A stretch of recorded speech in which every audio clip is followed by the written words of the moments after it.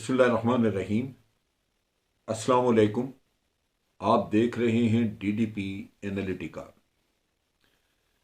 मैंने इससे पहले एक वीलॉग में चौधरी परवेज़ इलाही के किरदार के ऊपर रोशनी डाली, जो उन्होंने एक स्टेटमेंट जनरल बाजवा के बारे में दी और उन्होंने कहा कि जनरल बाजवा के बड़े एहसानात हैं और हमें यानी इमरान खान को एहसान फरामोश नहीं बनना चाहिए।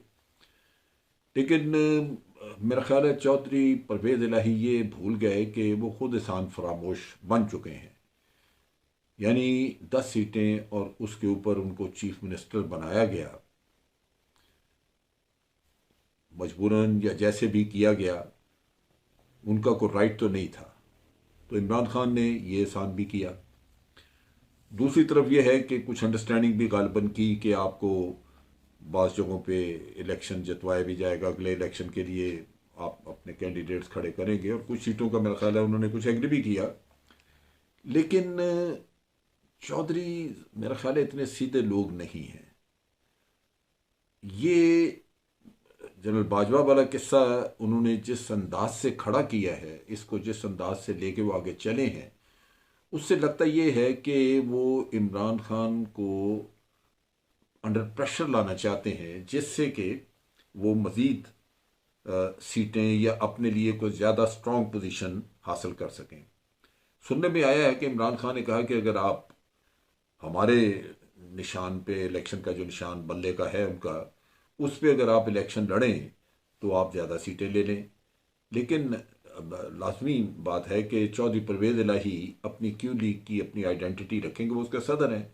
अगर वो इमरान खान की पार्टी में शरीक हो जाते हैं या उसके बल्ले पे इलेक्शन लड़ते हैं तो फिर उनकी अपनी ज़ाती हैसियत जो है वो ख़त्म हो जाएगी और वो किसी अब एक पॉलिटिकल पार्टी के सदर कहलाते हैं, जबकि वो नहीं रहेंगे फिर। तो कुछ ऐसे मफादात हैं जो उनके सामने हैं। मैं अभी सुन रहा था एक इंटरव्यू में उन्होंने दो तीन बातें की। एक वो चौधरी गुलाम हुसैन को इंटरव्यू दे रहे थे, उसमें उन्होंने कहा कि मैं पिंडी गया था तो इस्टेब्लिशमेंट के लोगों से मेरी मुलाकात हुई और मैं हमने कभी, वो कहने के हमने कभी भी इस्टेब्लिशमेंट के साथ अपने ताल्लुकात ख़त्म नहीं किए, अपना मेल मिलाप हमने कभी ख़त्म नहीं किया, हम रखते हैं और अमूमन उनकी बात सुनते हैं, जो वो कहते हैं हम उसके मुताबिक करने की कोशिश भी करते हैं। अगर ना कर सकें तो उनको नरमी से हम टाल भी देते हैं। बात सूरत एक अंडरस्टैंडिंग मौजूद है। और उन्होंने ये भी कहा कि इस्टेब्लिशमेंट नहीं चाहती कि इस वक्त असम्बलियाँ तोड़ी जाएं, क्योंकि माशी हालत बहुत ख़राब है और उनके ख्याल में सिस्टम को इस तरह चलना चाहिए और माशी हालत को मद्देनज़र रखते हुए हमें चाहिए कि ये जो सिस्टम है ये अपनी मुद्दत पूरी करे। सिस्टम के रहते हैं 7-8 महीने, अगर वो 7-8 महीने पूरे कर ले तो क्या ये हुकूमत उसमें इकॉनमी ठीक कर देगी?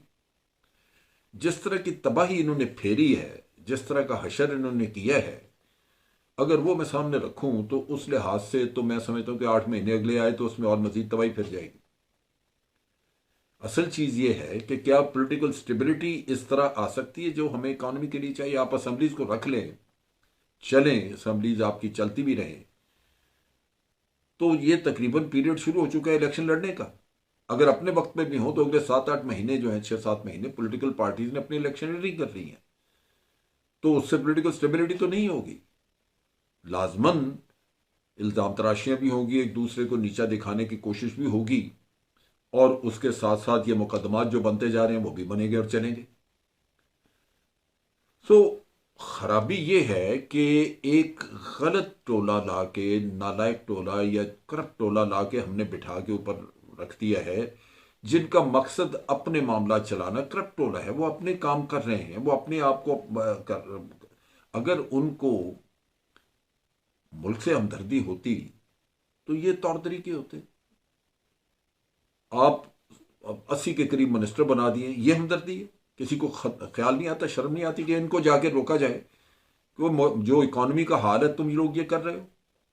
और अभी सुनने में आ रहा है कि 1 अरब 75 करोड़ रुपया ये सिंध सिंध हुकूमत, सिंध पार्लियामेंट के अंदर, सिंध असम्बली के अंदर लीडर ऑफ द ऑपोजिशन ने वहां पे पॉइंट रेज किया कि बिलावल के जो सफर और जो वो फिर फरा रहा है, 1 अरब 75 करोड़ रुपया उस पर खर्च हो चुका है।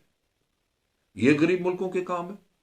ये इकोनॉमी बर्बाद हुई हो तो उस वक्त तो क्यों ना असम्बलियां तोड़ी जाए, क्यों ना एक स्टेबिलिटी के लिए अगर कुछ कुर्बानी देनी भी पड़ती है तो दी जाए। सो ये वो चीज़ है जो कि सोचने की। चौधरी परवेज इलाही मोस्ट प्रॉबली ये मोरा बन चुके हैं एक तरफ तो किसी के, दूसरी तरफ ये है कि ये अपने मामला सीधा करने के लिए इमरान खान को अंडर प्रेशर ला रहे हैं।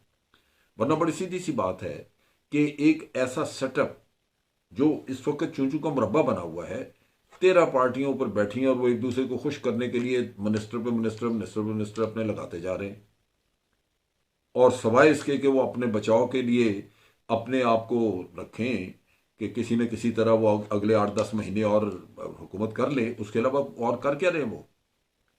क्या सबको, पाकिस्तान के लोगों को या इस हुकूमत पीडीएम की या किसी और को पता नहीं है कि अवाम उनके साथ नहीं है?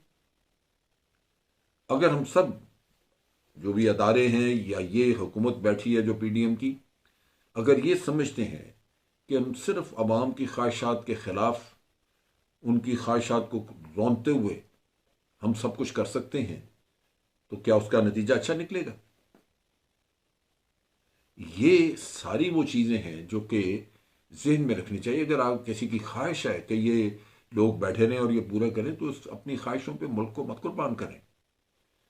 ये हालात ऐसे हैं कि अपनी गलतियां तस्लीम करने की ज़रूरत है। रजीम चेंज एक बहुत बड़ी गलती थी। अगर सिस्टम चलता रहता, अगर 1-1.5 साल हो सकता है इमरान खान इलेक्ट ना होता तो ना सही, लेकिन सिस्टम चलता, ये इंस्टेबिलिटी जो पीडीएम ने उस वक्त खड़ी की हुई थी उसको रोकना चाहिए था। पीडीएम ने दबा के इंस्टेबिलिटी इस मुल्क में पैदा की पहले, बावजूद इसके कि मुल्क कोरोना में फंसा पड़ा था।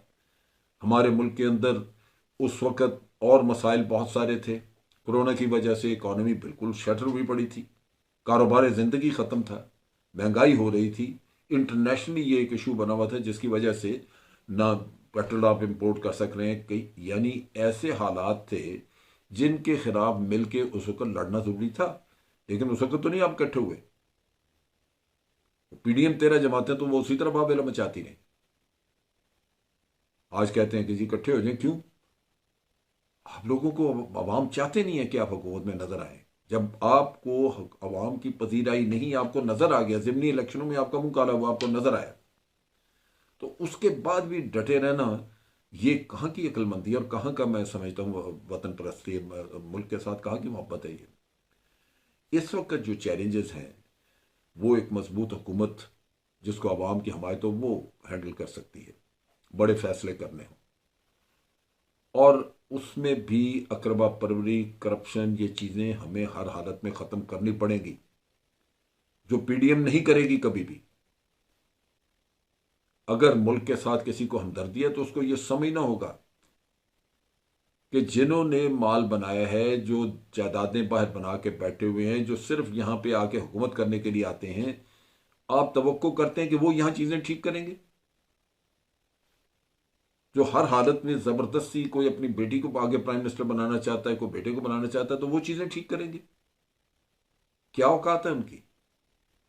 ये वो इशू है जो कि समझने की बात है। और जब तक हम लोग अपनी गलती को समझेंगे नहीं और गलती तस्लीम करके उसको दुरुस्त करने की कोशिश नहीं करेंगे, बाकी मामला ठीक नहीं होंगे। क्योंकि अगर गलत हम काम कर बैठे हैं, गलत बुनियाद रख बैठे हैं, और आप उसी पे इंसिस्ट कर रहे हैं कि इस गलत को हम आगे किसी न किसी तरह आगे चलाना है, तो उससे काम चलेगा नहीं, उससे चीज़ें मजीद बर्बाद होंगी। तो इस वजह से इमरान खान को चौधरियों की नीयतें देखनी चाहिए, भांपनी चाहिए। चौधरी किसी भी सूरत में रिलायबल आदमी नहीं है, वो अपने खेल को चलाने के चक्कर में है। नतीजा ये कि इमरान खान किसी न किसी वक्त पर ठोकर खा सकता है। और वैसे भी जब इमरान खान ने ये सोचा था कि आइंदा हुकूमत मैं बनाऊंगा लेकिन अलायंसेस के साथ नहीं, क्योंकि अगर मुझे आउटराइट मेजॉरिटी ना मिली तो इमरान खान कहते हैं जी मैं हुकूमत नहीं बनाऊंगा। और बिल्कुल दुरुस्त है, क्योंकि छोटी पार्टियां 8-8, 10-10 सीटों वाली आपको ब्लैकमेल करती हैं। क्या फैसले होंगे आपके? आपको कंप्रोमाइजेज ही करने पड़ते हैं उन लोगों को खुश करने के लिए। नतीजा ये कि ये सिलसिला आप आज से ही अपने जहन में रखें कि इसको आपने ख़त्म करना है, बजाय सौदेबाजी में उनसे वादे करने के कि आपको ये देंगे वो देंगे। भाई आपको हुकूमत मिलती है नहीं मिलती, आप अपनी असूली मौक़िफ़ पे कायम रहें। वरना कल को फिर ये आपको ब्लैकमेल करेंगे। तो इन हालात में मैं समझता हूँ कि थोड़ा बहुत कुछ समझदारी का, खुदा बेहतर जानता है कि मशीर कौन है और किस किस्म के हैं साथ, और वो भी क्या वाकई बड़े क्लीन हैं, क्या वो भी कहीं दोगले तो नहीं है कि डबल गेम खेल रहे हैं दोनों तरफ। ये अल्लाह बेहतर जानता है, क्योंकि हमारे यहाँ तो सियासतदान इसी किस्म के हैं कि अपना अपना कैरियर सियासी महफूज रखने के लिए वो दोनों कश्तियों में कुछ ना कुछ वजन डाल के रखते हैं। इस वजह से हालात कभी भी काबू में नहीं आए। तो इमरान खान एक मुखलिस आदमी, एक सिंसियर लीडर है, उसको कम अज़ कम असूलों को कायम रखना चाहिए, असूलों के ऊपर कायम रहना चाहिए, और असूल वायलेट नहीं होने चाहिए। हुकूमत देने वाली अल्लाह की ज़ात है, अगर अल्लाह ने मौका दिया सारे हालात आप बेहतर कर सकेंगे, आपको खिदमत का मौका मिलेगा, आप कर लीजिए। लेकिन असूल तोड़ के अगर आप कुछ न कुछ करेंगे तो फिर पहले दिन से ही पहली ईंट ही आपकी गलत रखी जाएगी, बुनियाद गलत होगी तो आगे इमारत भी फिर खराब होगी। अब तक के लिए इतना ही। अफवाज पाकिस्तान जिंदाबाद, पाकिस्तान पाइंदाबाद।